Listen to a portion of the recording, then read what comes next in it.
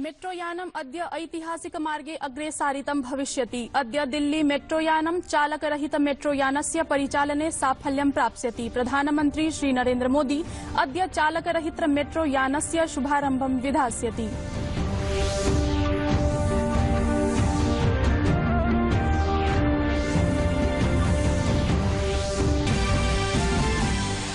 रक्षामन्त्रिणा राजनाथ सिंहेन निगदितं यत् one rank one pension इत्यनया योजनया सैन्यक्षेत्रे ऐतिहासिकं परिवर्तनं जातम्। अनया योजनया सैन्यबलीयाः नैकाः वीराः लाभान्विताः जाताः। कतर यात्रायां विदेशमन्त्रिणा एस जयशंकरेण भारतीय सामुदायिक जनाः सम्बोधिताः। तेन भणितं यत् आपत्समये स्थानीय प्रशासनेन भारतीयानां कृते यत् साहाय्यं कार्यं विहितं तत् सम्पूर्णतया स्वागतयोग्यं वर्तते।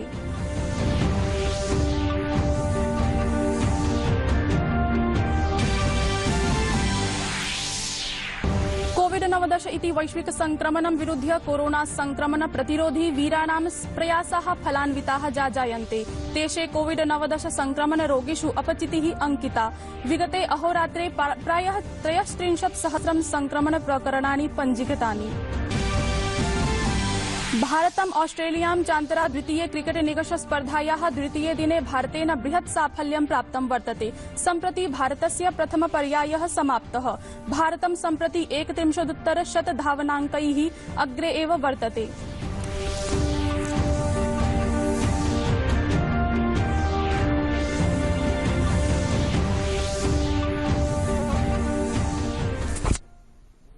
अभिवादये, अहमस्मि हेमलता। अत्र भवतां भवतीनां च स्वागतं डीडी न्यूज वार्ता प्रसारणेऽस्मिन्। अथ वार्ताः विस्तृतीकृताः। प्रधानमन्त्री नरेन्द्र मोदी कथितवान् यत् कृषिगतानि संशोधनैः कृषकेभ्यः नवसम्भावनाद्वाराणि उद्घाटितानि। मन की बात इति कार्यक्रमस्य द्वितीय भागस्य 18 संस्करणेन देशवासिभिः स्वविचारान् स्थापयता प्रधानमन्त्रिणा मोदिना नवयुवकाः साग्रहम् अकथयन्त प्रतिग्रामं संगम्य कृषकान् आधुनिक कृषि संशोधनान् आलक्ष्य जागरूकान् विधानायेति। सहैव प्राह यत् नवराष्ट्रिय शिक्षा नीतौ अपि महर्षि अरबिन्दो विचारदृष्टिरा वर्तते। जहां जो नया है वहां से हम सीखें। जो हमारे देश में अच्छा हो सकता है उसका हम सहयोग और प्रोत्साहन करें। यही तो आत्मनिर्भर भारत अभियान में वोकल फॉर लोकल मंत्र की भी भावना है। खासकर स्वदेशी अपनाने को लेकर उन्होंने जो कुछ कहा वो आज हर देशवासी को पढ़ना चाहिए। साथियों, इसी तरह शिक्षा को लेकर भी श्री अरबिंदो के विचार बहुत स्पष्ट थे। वो शिक्षा को केवल किताबी ज्ञान, डिग्री और नौकरी तक की सीमित नहीं मानते थे। श्री अरबिंदो कहते थे, हमारी राष्ट्रीय शिक्षा हमारी युवा पीढ़ी के दिल और दिमाग की ट्रेनिंग होनी चाहिए। यानी मस्तिष्क का वैज्ञानिक विकास हो और दिल में भारतीय भावनाएं भी हो। तभी एक युवा देश का और बेहतर नागरिक बन पाता है। एतत् वर्षान्तिमे मन की बात कार्यक्रमे प्रधानमन्त्रिणा नरेन्द्र मोदिना अस्मिन् वर्षे मानव जीवनागत समस्या बन्धनापदः कथयन् आगामी वर्षे तासु बाधासु संकल्पजय सन्दर्शनम् अकृष्यत। तेन स भारतं विश्वस्य कोरोना संघर्षं वदता आत्मनिर्भरता मन्त्रेण ताद्विजय प्रसंगोल्लेखं कुर्वता प्रति भारतीयं नववर्षात्मक संकल्पत्वेन लोकल फॉर वोकल लक्ष्यं साधयितुम् आकारितम्।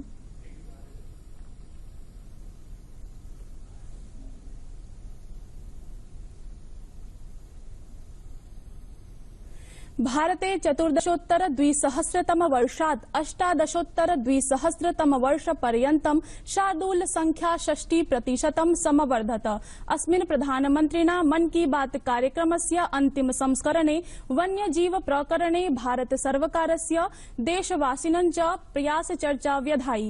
वन्यजीव क्षेत्र संरक्षणाय देशस्य नैक महत्वपूर्णोपलब्धि सन्दर्भान् उद्धरन् प्रधानमन्त्री वैश्विक स्तरे वन्यजीव क्षीयमाणा वासादिषु एतदुपलब्धिः विश्वाय उदाहरणत्वेन आख्यापयत्। प्रधानमन्त्री पर्यावरण संरक्षण क्षेत्रे गुरुग्रामस्य प्रदीप सांगवानस्य कर्णाटकस्य च नवदम्पति मिनुषानुदीप प्रयासान् उद्धरन् देशवासिनः स्वच्छ भारत अभियान सिंगल यूज प्लास्टिक इत्यतो मुक्तिः इति संकल्पान् अस्मारयत्।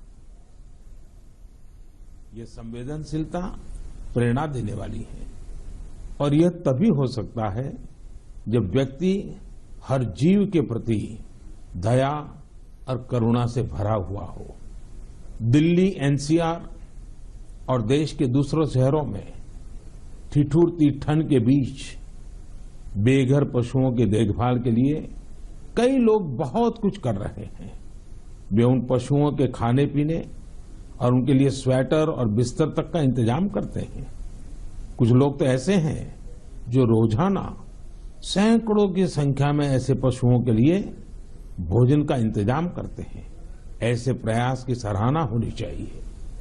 कुछ इसी प्रकार के नेक प्रयास उत्तर प्रदेश के कौशाम्बी में भी किए जा रहे हैं। वहां जेल में बंद कैदी गायों को ठंड से बचाने के लिए पुराने और फटे कंबलों से कवर बना रहे हैं। इन कंबलों को कौशाम्बी समेत दूसरे जिलों की जेलों से एकत्र किया जाता है और फिर उन्हें सिलकर गौशाला भेज दिया जाता है। मेट्रोयानम् अद्य ऐतिहासिक मार्गे अग्रेसारितं भविष्यति। अद्य दिल्ली मेट्रोयानं चालकरहित मेट्रोयानस्य परिचालने साफल्यं प्राप्स्यति। प्रधानमन्त्री श्री नरेन्द्र मोदी अद्य चालकरहित मेट्रोयानस्य शुभारम्भं विधास्यति। दिल्ली मेट्रोयानेन समयानुगुणं बृहत् साफल्यं प्राप्तं वर्तते। दिल्ली मेट्रोयानेन स्वानुपलब्धिपथि चालकरहित मेट्रो परिचालनेन इतिहास प्रपत्रेषु स्वनामाङ्कितं कृतम्। प्रधानमन्त्री श्री नरेन्द्र मोदी दिल्ली मेट्रोयानस्य मेजेन्टाप्ये जनकपुरी पश्चिम बोटोनिकल गार्डन परिमार्गे भारतस्य प्रथम चालकरहित मेट्रोयान परिचालन सेवानां शुभारम्भं विधास्यति। एवञ्च सहैव विमानपत्तन परिमार्गे राष्ट्रिय समान्तर्जालीय प्रपत्र सेवानां शुभारम्भम् अपि करिष्यति। केन्द्रीय प्रशासनं देशस्य कृषकाणाम् आय द्विगुणितार्थं संकल्पितं वर्तते। एतदनुसारि कृष्युत्पादानाम् अखिले देशे निर्बाधगत्या आपूर्ति सुनिश्चितार्थं केन्द्रीय प्रशासनेन कृषक रेलयानं प्रारब्धं कृतं वर्तते। सम्प्रति एतस्य विस्तरण प्रक्रमे प्रधानमन्त्री श्री नरेन्द्र मोदी अद्य दृश्य श्रव्य परान्तर्जालीय माध्यमेन कृषक रेलयानस्य शुभारम्भ प्रक्रम सम्पूरयिष्यति। कृष्युत्पादानां देशस्य विभिन्न क्षेत्रेषु आपूर्त्यर्थम् एतेन ऐतिहासिक परिवर्तनं सञ्जातम्। एवञ्च महाराष्ट्रस्य संगोलातः पश्चिम बंगालस्य शालीमारं चान्तरा कृषक रेलयानस्य परिचालनं प्रधानमन्त्रिणा प्रारप्स्यते।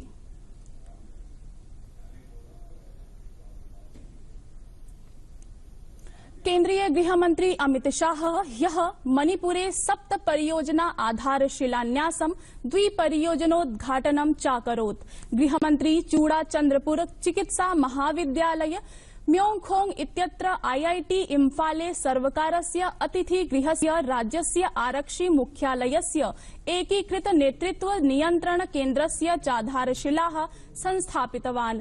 अमित शाहेन मणिपुरस्य राज्यस्तरस्य ई-ऑफिस इत्यपि प्रारभ्यत।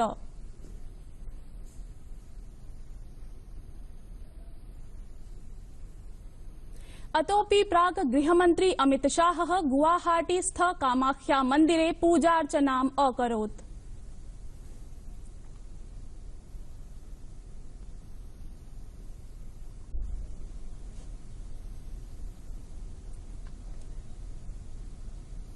केन्द्रीय गृहमन्त्री अमित शाहेनोक्तं यत् राज्ये नैक विकास परियोजनाः समाप्तिं प्रयान्ति।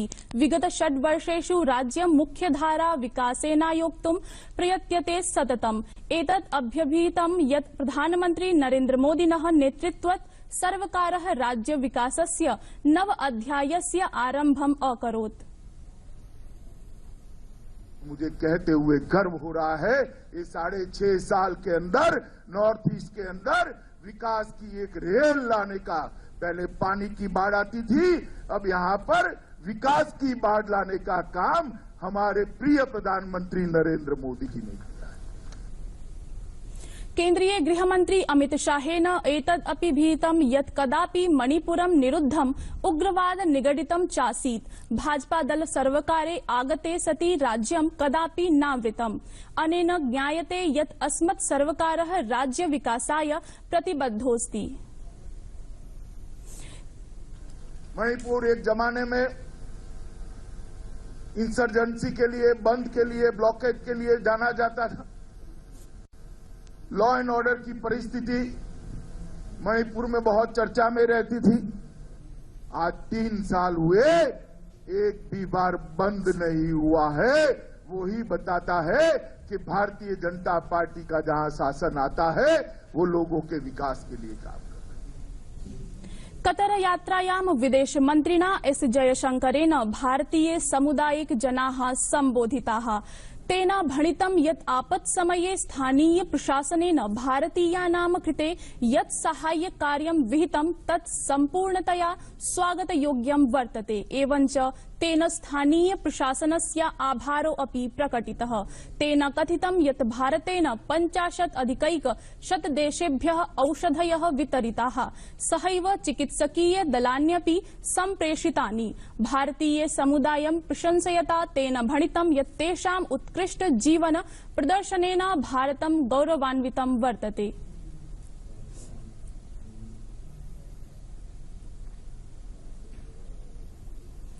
रक्षामन्त्रिणा राजनाथ सिंहेन निगदितं यत् वन रैंक वन पेंशन इत्यनया योजनया सैन्यक्षेत्रे ऐतिहासिकं परिवर्तनं जातम्। अनया योजनया सैन्यबलीयाः नैकाः वीराः लाभान्विताः जाताः।